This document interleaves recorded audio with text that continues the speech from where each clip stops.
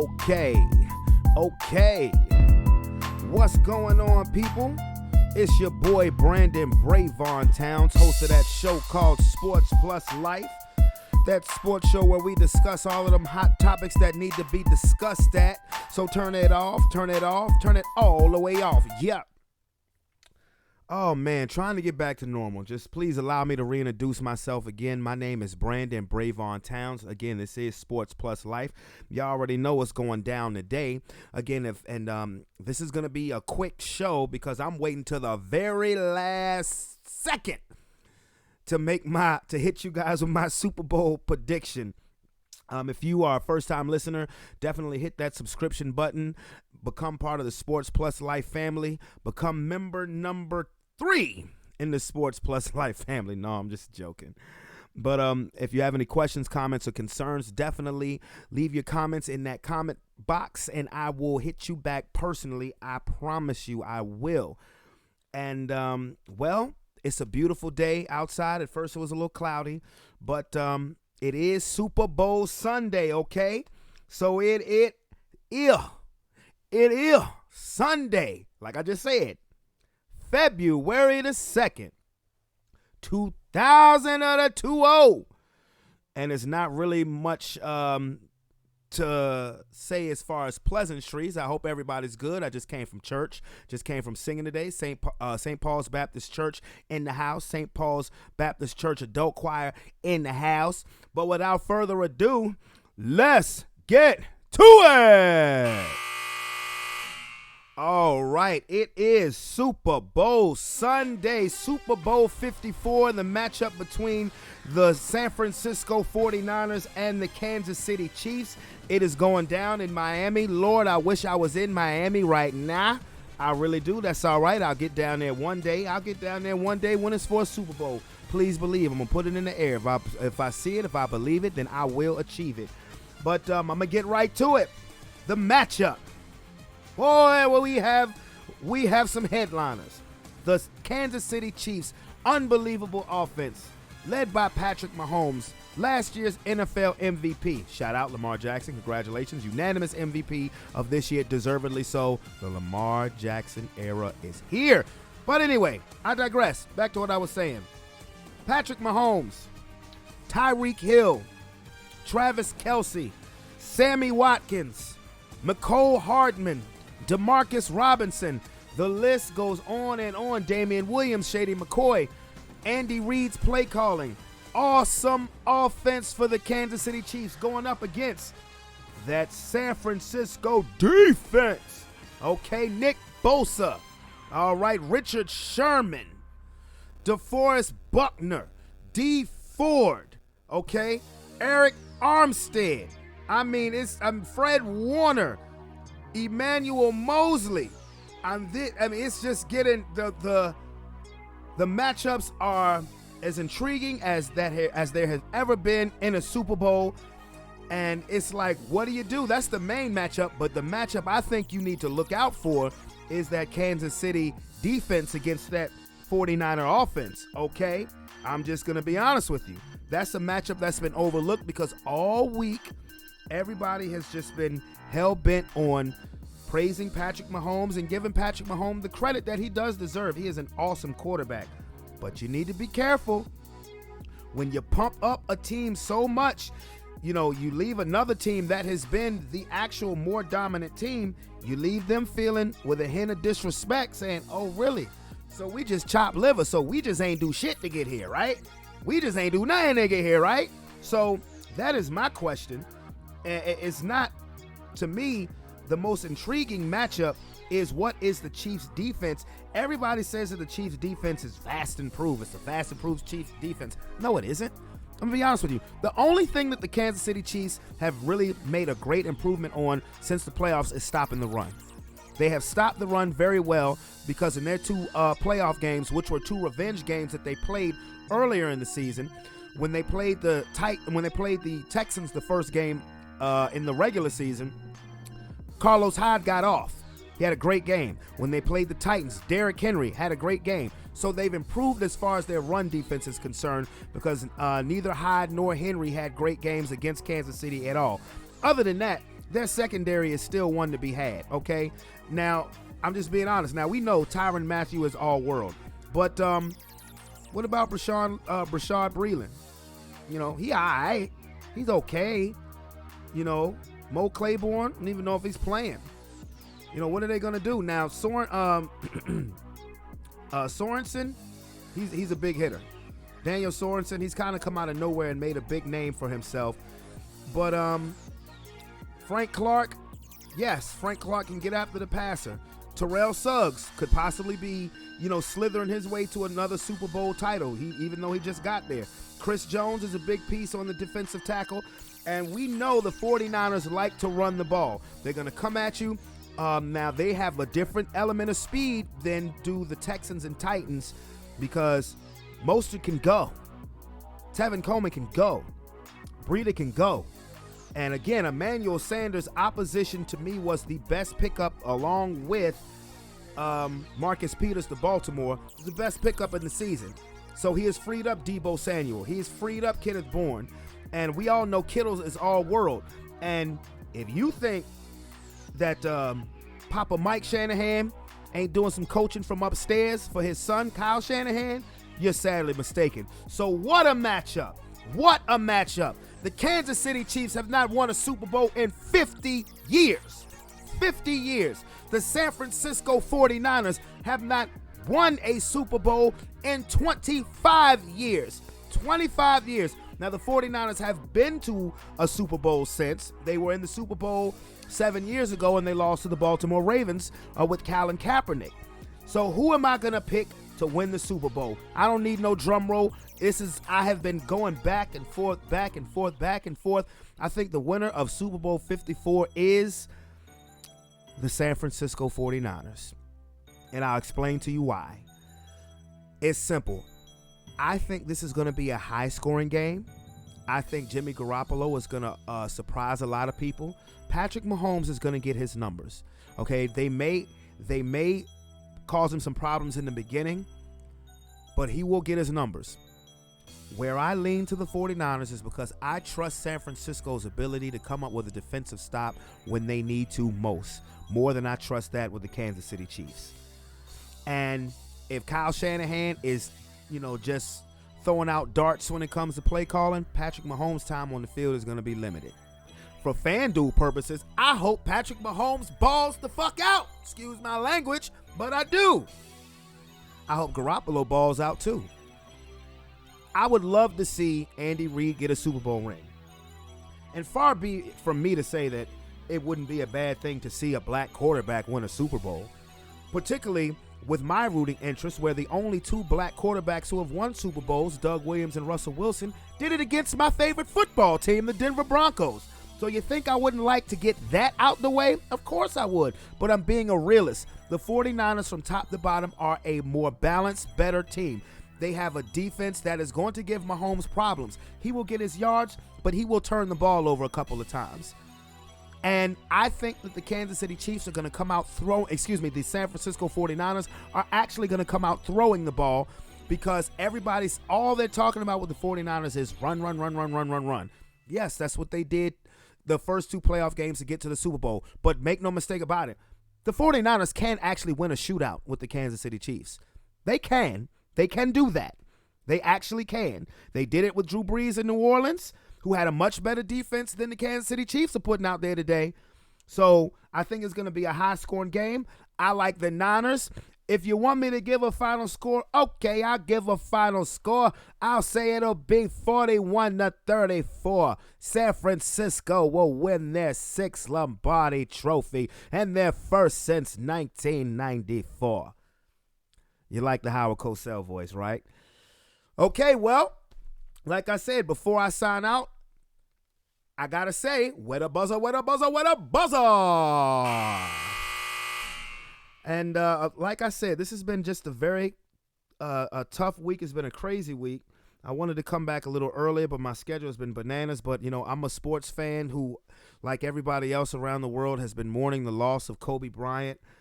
And I was talking with my choir director about this yesterday evening, because, he's a Laker fan like I am. And, we, like so many other people in this world, are just crushed, just taking a back seat. by what has happened with Kobe Bryant, Gigi Bryant, and the 7 other passengers who were on board that helicopter. And it just amazes me of what Kobe Bryant has become, had become. And was a world-stopping event. This was a world-stopping event because, after this man left the game of basketball, which he played for 20 years, Kobe, of course, won the Oscar, but he wasn't just becoming an ambassador of basketball. He was becoming an ambassador of confidence, because you hear people from all walks of life, not just basketball, but from everywhere in the sports world, everywhere in walks of life. If they had a platform and were developing a platform and they were starting to second guess themselves or question themselves, and Kobe could reach out to them, Kobe would reach out to them and just give them the words of wisdom. Like I said, he was not just an ambassador of the NBA and the WNBA. He was an ambassador of just general overall self-confidence. Just letting you know, hey, you can do this. But if you're going to do this, it is going to take a lot of hard work. Don't doubt yourself. Don't take no for an answer. If you're going to do something, don't do it halfway, do it all the way, Mamba mentality. And this is one reason why so many people are sad. So many people are just crushed and hurt.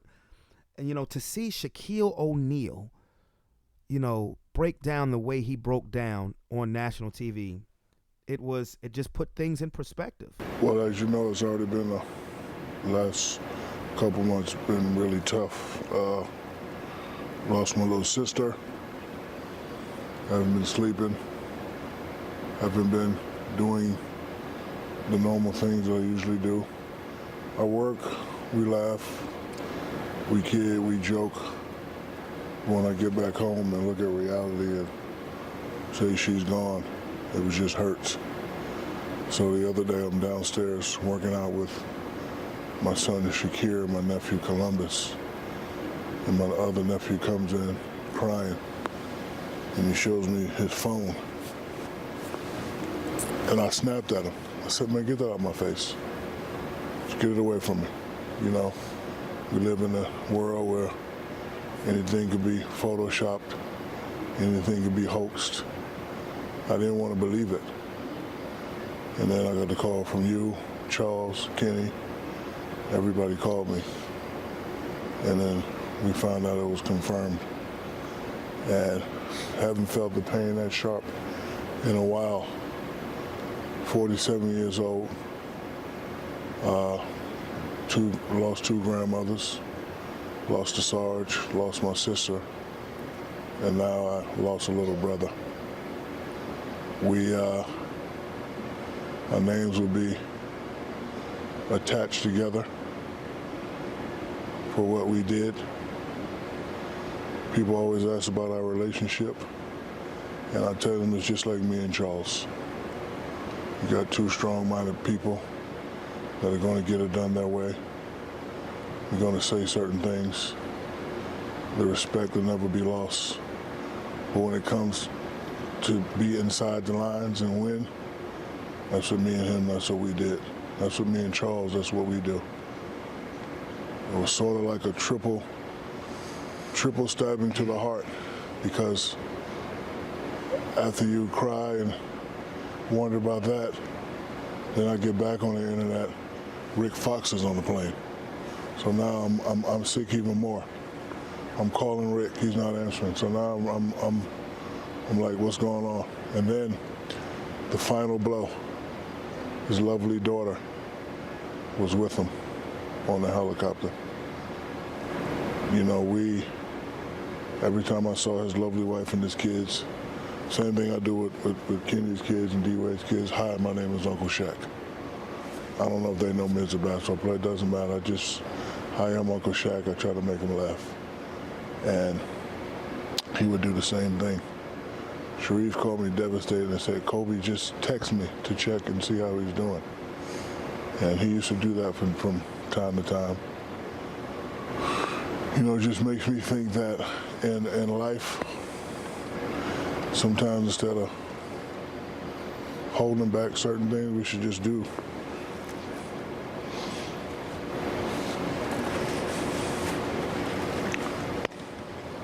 D-Wade. Hold on, I'm not finished. Okay, go. We up here, we work a lot. And I think a lot of times we take stuff for granted. Like, I don't talk to you guys as much as I need to. The fact that we're not going to be able to joke at his Hall of Fame ceremony. We're not going to be able to say, hi, I got 5, you got 4. The fact that we're not going to be able to say, if we would stay together, we could have got 10. Those are the things that you can't get back.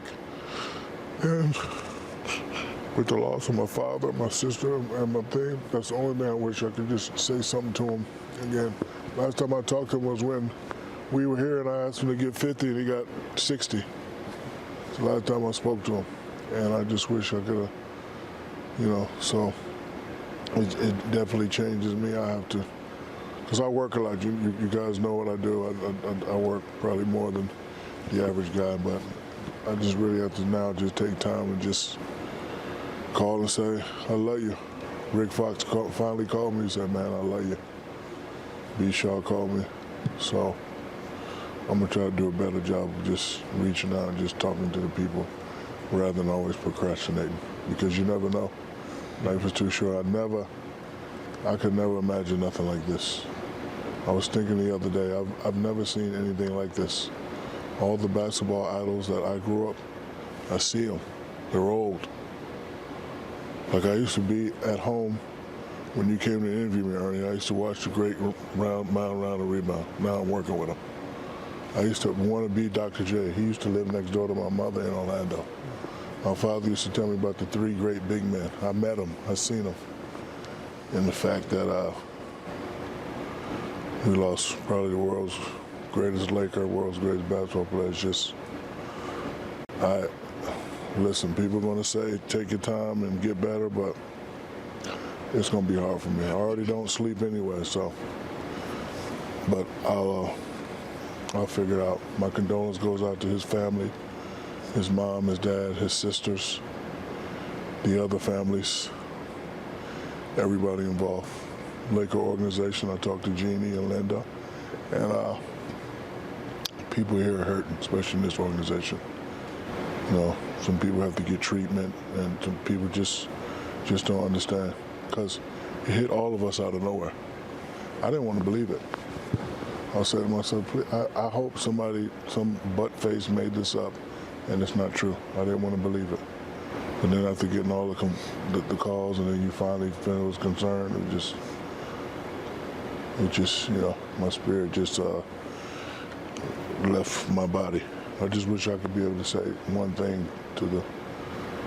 last thing to the people that we lost, because once you're gone forever, and we should never take stuff like that for granted. And that's what I think people are really feeling the most of is, people are looking at such a superstar, a person who has pretty much had a superhero image like Kobe Bryant, whether you loved him or hated him, and to see him gone just like that, it makes people view their own mortality and, maybe things that matter, that, petty stuff that just shouldn't even matter.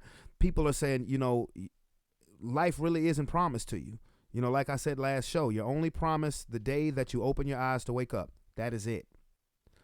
So with that being said, I will get more into detail or talk more about the Kobe Bryant situation. The NFL is doing a tribute on the halftime show, Jennifer Lopez and Shakira. They honored him with Peyton Manning speaking last night at the NFL Honors. And, Mamba, we miss you. Again, I never met you, but you were like a brother to me. You are a hero to me, definitely. So with that being said, this is Brandon Brevon Towns.